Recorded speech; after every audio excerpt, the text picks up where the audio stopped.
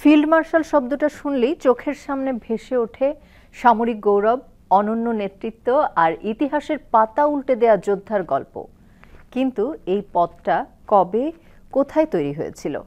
সম্প্রতি পাকিস্তানের সেনা প্রধান আসিম মনিরকে এই পদে উন্নীত করার খবরে আবার আলোচনায় এসেছে ফিল্ড মার্শাল পদটি।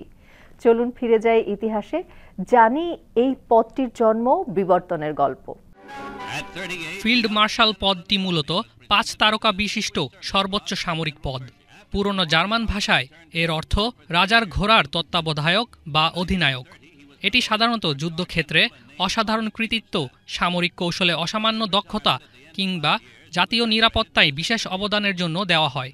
চলুন টাইম মেশিনে চেপে ঘুরে আসি প্রায় ৮৪০ বছর পেছনে, ১১৮৫ সালের ফ্রান্সে, যখন রাজা ফিলিপ অগাস্টাস প্রথমবারের মতো একজন জেনারেলকে দিলেন ফিল্ড মার্শাল উপাধি, যার নাম ছিল আলবারিক ক্লেমেন্ট। তিনি তৃতীয় ক্রুসেডে অংশ নেন এবং ১১৯১ সালে জীবন দেন যুদ্ধক্ষেত্রে। তারপর কেটে যায় শত শত বছর, বিশ্বজুড়ে গড়ে ওঠে বিশাল সামরিক ইতিহাস। শুধু যুক্তরাজ্যেই ১৪১ জন আর রুশ সাম্রাজ্যে ৬৪ জন ফিল্ড মার্শাল নিযুক্ত হন। ভারতের ইতিহাসে প্রথম ফিল্ড মার্শাল হলেন স্যাম ম্যানেকশ ১৯৭৩ সালে। তিনি ছিলেন সেই কমান্ডার যার অধীনে ১৯৭১ সালে বাংলাদেশের মুক্তিযুদ্ধে ভারত অংশ নেয়। পাকিস্তানে ১৯৫৯ সালের পর আর কেউ পাননি এই পদ।